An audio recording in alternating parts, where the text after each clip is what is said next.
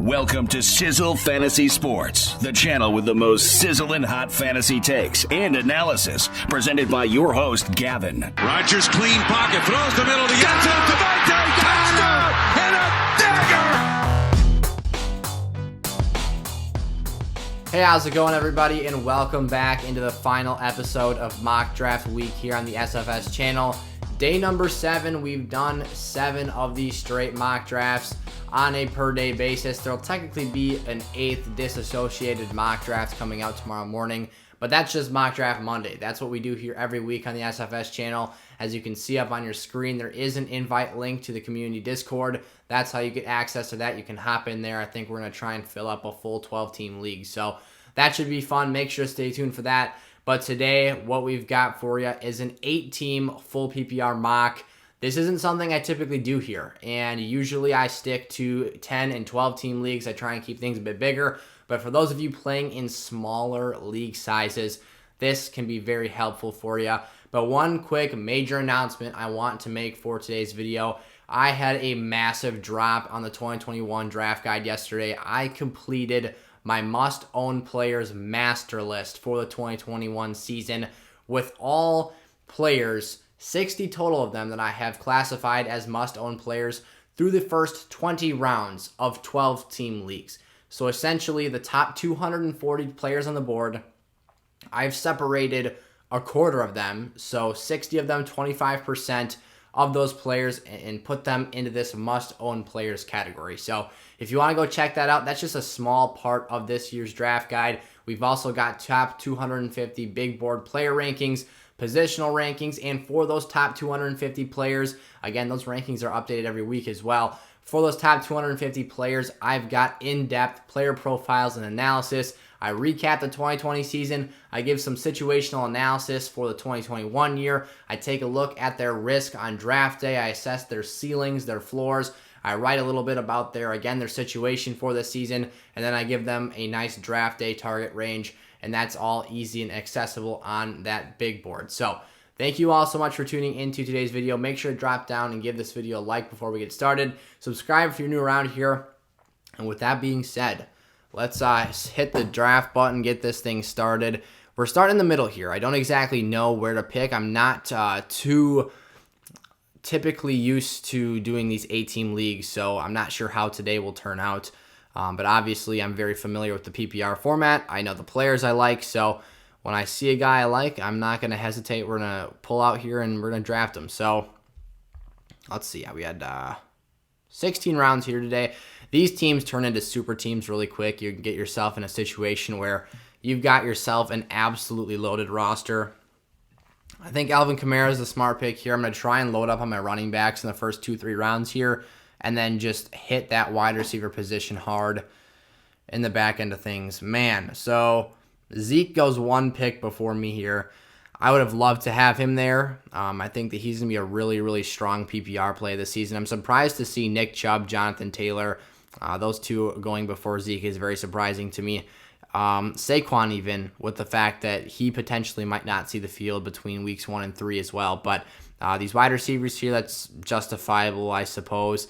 Travis Kelce, it's a very strong pick there. We're going to go with Aaron Jones here. I'm going to try and talk about my players here. I do have a relatively quick draft clock on, and I could make these picks pretty fast because when I see players this good on the board, Aaron Jones is my RB6 and my number 6 overall player this fantasy season.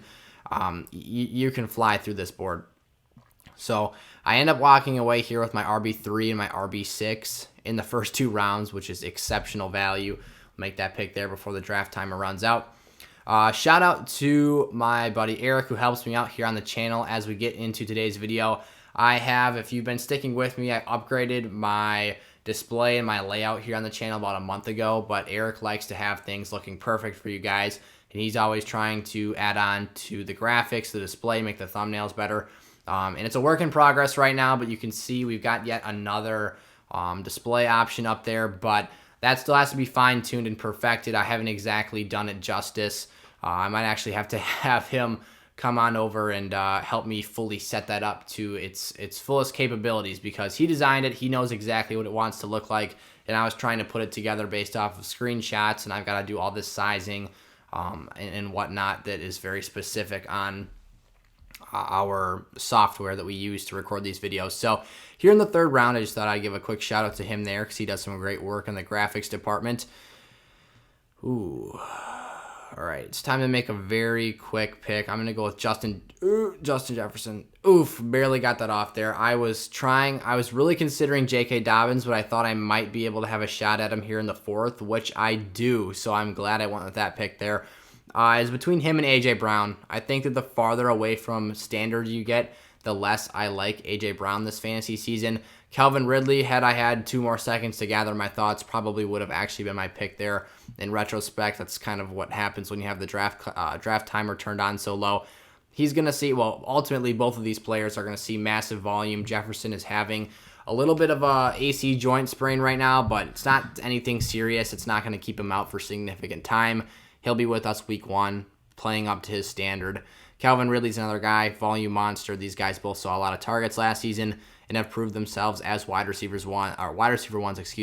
Going back to what I said about A.J. Brown, though, we'll make that J.K. Dobbins pick really quick here and just load the living heck out of that running back room. Man, I've got Keenan Allen on the board, though. Oh. I want to make sure I get my next running back here. Keenan Allen would have been a ridiculous choice there. I'll see it. Yeah, he fell. Or he didn't fall, excuse me. He went off the board there. That's fine. I could still get an Amari Cooper. Back to what I was saying about A.J. Brown. His volume is not going to be quite where the rest of these players' volume are. And I think that he's going to put up wide receiver 1 numbers. He's going to give you huge weeks, but he's also going to have some more stinker games than Justin Jefferson will, because in a full PPR league, that volume, just catching the ball, gives you value.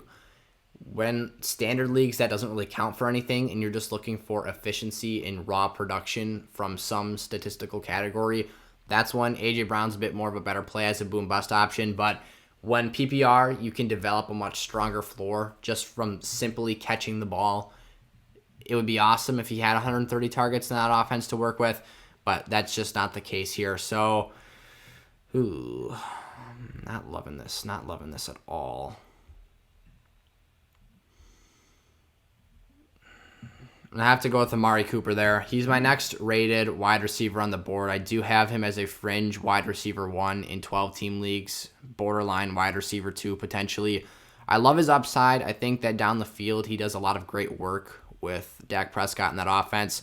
I was really thinking about adding in a Julio Jones there, but I couldn't betray my rankings like that, especially when I just talked about A.J. Brown being that high-risk, high-reward type play. Julio Jones is that to even in a greater extent for the fact that he might not play as many games as A.J. Brown does this season. So that's really the only difference between the two I see this year.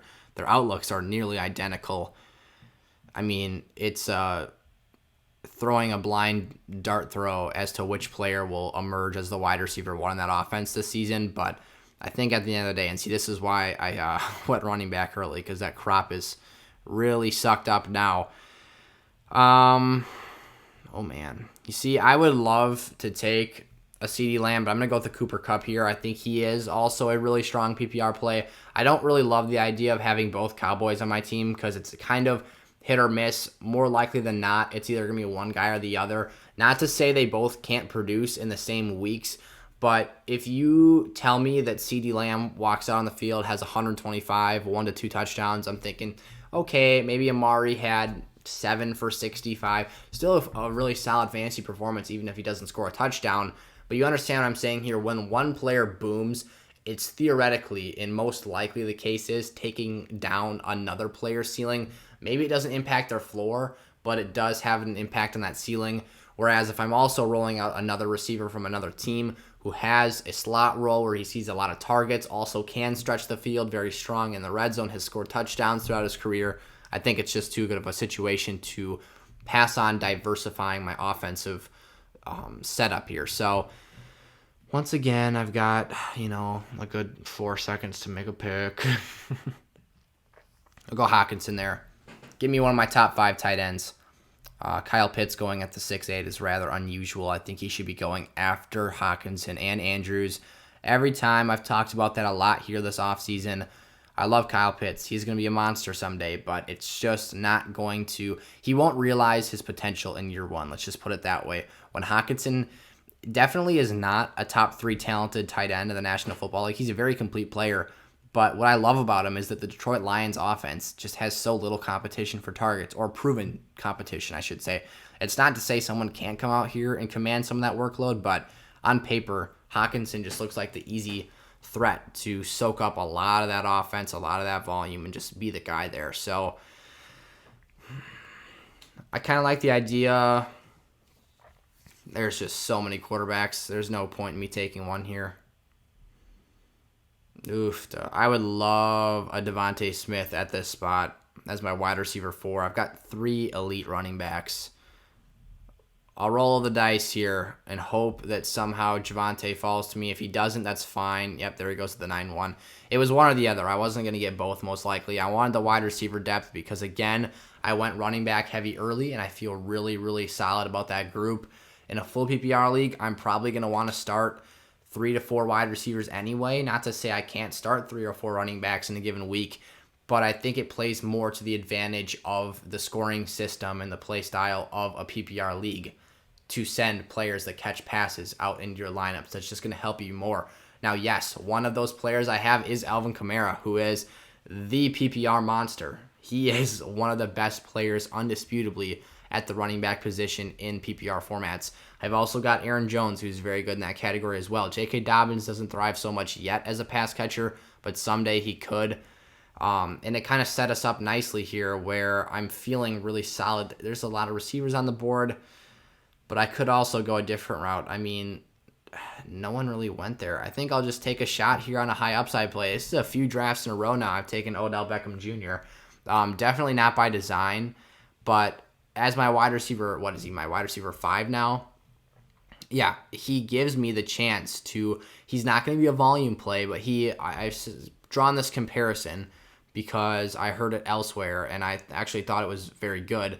Odell Beckham is a lesser version of A.J. Brown and Julio Jones at this point. Coming off an ACL, he's got his risk, but the Browns and the Titans are run-first teams, and they have 2 really good wide receivers lined up on the outside that on play-action balls can hit the home run and make a big splash play for you. So definitely targeting a Robbie Anderson on the back end of this bench here, but we're going to see who else is on the table right now that I could snatch up. Might not be a bad time for Aaron Rodgers. Could snatch up some really... Oh, yeah. All right, we're going Aaron Rodgers here. When Trevor Lawrence is the next guy up on the board, I have him ranked as QB2 this season. I think he's my quarterback 15 on my half PPR big board, but essentially one quarterback leagues all have the same scoring standards. I think he'll definitely regress from last season. That's not something that I think is very debatable. 48 touchdown passes and 5 picks. The picks will probably stay down there, for being honest. Maybe if he has an off year, he'll throw 7 or 8, but I think he'll definitely come back in, I'd say 35 touchdowns. It would be like a high marker for him. You just don't see players replicate that production year over year, so definitely something to keep your eye on this season. I would say the Packers will go back to more of a balanced touchdown spread where running backs will regain some of that lost production there. And of course, Robbie Anderson has to go 1 pick before my draft spot. So, okay. No matter who I take here, it's going to be considered a reach. The question is, do I reach on... Yeah, all right. I'm going to reach on my rookie running back. Trey Sermon here. Did I get the pick off? Yes, I did. Just give me the player with high upside. He could be a league winner on the stretch. Give me even more elite ceiling at that running back spot.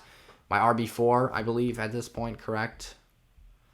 Yes, my RB4. We're really loading out the depth on this team. This is what you can do in these 8-man leagues. I mean, I'm feeling fantastic, about every pick I've made so far because they're all players I like. That's just the nature of this. It makes your lineup choices incredibly important on game day because one wrong move can cost you the week. It can in any league format, but when every team is so loaded like they are in these 8-man leagues, it gets pretty gritty, and the games can come down to literally just one play. Like your fantasy game will come down to, did he catch it or not catch it? I played one 8-man league last year, and I lost the championship game because Deontay Johnson dropped the frickin' football. How ironic is that? So, Pick time. I need to make a pick. Zach Moss. Oh man, that was near disaster yet again. So just filling out that RB room again. The Bills out of camp have reportedly said that Zach Moss has been the best running back at camp in every category. As a report that came out from Sleeper here just yesterday. So as you're seeing this video, that would have come out today because I'm recording this late on Saturday night. It's coming out on Sunday morning, for you all. And we're going to dabble in this receiver room one more time. And I go get myself, unfortunately, Curtis Samuel's in the COVID protocol right now, but he'll be fine from that, barring any setbacks, any concerns. But Curtis, with Fitzmagic, I see fireworks happening there. He is a very underrated route runner, a super dynamic piece in the slot, and just can be used as a weapon all over the field. I think this is a great investment to make late in a draft, because you're shooting for upside here late. You're looking for guys that can give you the potential to boom, the potential to win weeks as a flex play in your lineup. He's not going to be a team's wide receiver 1 or a team's wide receiver 2, especially in this 8-man format. But he could come out here, maybe I start him against the Dallas Cowboys, and he has 102 touchdowns or 85 receiving yards and 20 rushing yards, and it just puts you over the top. So it's something that's nice to take a peek at, consider here. Only 3 rounds left. See, these mock drafts fly by, so that'll be a quick episode for you all on a Sunday. Remember, Mock Draft Monday tomorrow. Join that community Discord. Hop in that draft. That draft will be taking place late on Sunday night, and then that'll go up on Monday morning for Mock Draft Monday. And there'll be giveaways going on as well. I'm going to open up a new... I've been struggling to find a way to effectively... I've had all the intentions of giving away draft guides and having that be an awesome incentive. But I'm actually just going to open up a whole different... not server, but I guess channel within the server where I'll just @ everybody whenever I'm doing a giveaway and basically just be like, yo, hop in the mock draft. If you're in here and you've got an account set up on sizzlefantasy.com, you have the chance, as long as I see you're in here... you should, by the way, make your sleeper name something close to your sizzlefantasy.com name, so it's more easy for me to recognize. But if you hopped in the draft, participated with me, you're automatically entered to get a shot at those draft guides. So, again, you can either purchase that for yourself or go out here and take part in the channel, which would be awesome. So, get that rolling. Darnell Mooney will be my pick here. I think he'll see a lot of volume without Anthony Miller in this offense. Pretty much went super deep at every position here today except for quarterback and tight end, which in an 8-man league, I feel 1,000% comfortable rolling in a streamer off the waiver wire on a given week to satisfy that position. Unless Rodgers or Hockenson gets hurt, they're going to be my starters every single week. I see A-Rod as a top 10 play every week regardless of matchup. Same thing for TJ Hockenson, especially when tight ends are so thin. So... rather, this is an 8-man league. I'll go as far to say that Rodgers will be a top 8 play every week. Hockenson will be a top 8 play every week. Maybe they'll have an odd occurrence where, Aaron versus the Bucs got smoked last season. Hockenson maybe gets dinged up and can't finish a game or something. Those are all things that are going to happen, but you understand the premise of what I'm saying here. So I'll take the nasty pass rush that the Steelers have put together. They've got TJ Watt, Cam Hayward, those two are already amazing in their own right. Devin Bush coming back off an ACL, I believe. And then they just brought in Melvin Ingram from the Chargers, former Pro Bowl for sure. I want to say he was All-Pro one year too. Regardless, that front is insane. They are always good up there. Minkah Fitzpatrick makes plays in the back end. Joe Hayden's getting a little older, but he still manages to find himself some interceptions here and there as well. So... that'll do it for today's mock draft. We'll look at the team really quick. This, again, was a quicker episode, but then we'll get you on your way and get you all ready for Mock Draft Monday. So, Aaron Rodgers manning the quarterback position, the only one drafted for this roster. Alvin Kamara, Aaron Jones, and J.K. Dobbins were really 3 of our top 4 picks. We really went and invested into that running back group. Justin Jefferson and Amari Cooper, not the best top 2 wide receivers in the world. I feel really solid about Jefferson, but Cooper... I don't know, had I waited a little bit longer or picked the wide receiver position earlier rather, waited on a different spot till later, this one could have looked a little better. He is still technically a wide receiver 1 for me in 12-team leagues. Like I did say, though, I would have rather taken Ridley over Justin Jefferson, but I had the clock expire on me, so I couldn't really read my options, and I just want to make sure I didn't get picked a third straight running back. Let's see here. Cooper Kupp, I feel good about that pick. I think he is a PPR machine. He'll see a lot of targets out of the slot in that Rams offense. Pittsburgh defense, not too much to say there, but they've got a great pass rush. They can tip balls, get picks. Devontae Smith, OBJ, Curtis Samuel, 3 receivers. Well, really Rashad Bateman, Darnell Mooney, all reserve receivers. I think could all see time in the starting lineup for this group. Bateman obviously will be getting elevated in that offense with Hollywood Brown out of the lineup right now due to injury. I think Bateman will take over the show and be the X wide out in there within the first couple weeks of the season. I think it'll be the Bateman and Mark Andrews show in the passing game there, and then we'll see J.K. Dobbins and Jackson run it up in the backfield. So that'll be really fun to watch. Gus Bus Edwards will come in on the goal line and vulture some touchdowns away, but that's to be expected. And then Trey Sermon and Zach Moss were those 2 reserve running backs we picked up. I think that Zach Moss has sleeper potential this year. You'll see that in the draft guide if you go out and take a look at that. He's got a lot of nice tools, and at the end of the day, Josh Allen is really the most valuable rusher for this Bills team. So I think that with the Bills handing out this $258 million deal to their quarterback 6 years, they're probably going to sooner rather than later come to the realization that we can't just let our quarterback get abused. And even though he's big and athletic, you can't slam him up there in the box on the goal line and ask him to stay durable. That's just going to take years off his career. It's going to make things worse for your franchise. So hand it off to Zach Moss. Give him some more fancy value. You know what they say, those running backs are expendable and you don't have to pay them. So if the Bills want to do Zach Moss dirty, they can they can skyrocket his production and then just, say, bye, we don't want to give you a contract. It's really sad to see what happens to the running backs, but it's kind of a thing where I totally understand why teams do it, but it also really sucks for the player. Like when you're that good of a running back, like you should get your money, like morally and justifiably. You have earned that and you have produced at such a high level, but besides the point. And then Trey Sermon, young rookie, fresh legs, great running offense. Kyle Shanahan's committee system is like a gold mine. Whenever your running back finds the hot hand, ball game, like you're probably going to win your week if you somehow start the hot hand for the 49ers offense, but good luck trying to predict who that is.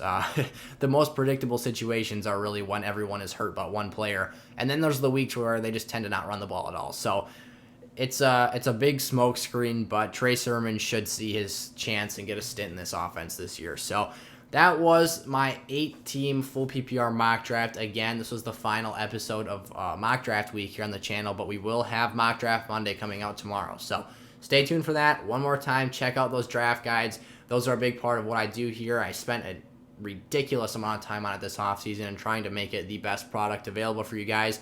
That'll be finished hopefully by the end of the day on the 9th. And then I'll just be updating it until kickoff on Thursday, September 9th. So it'll give us one full month until draft season. Those rankings are already out. The profiles are already done. But again, I'm just going to keep those up to date for you guys and make sure that you've got the best content available on there. So thank you all. I'll see you next time. Hit that subscribe button if you haven't already. Peace out.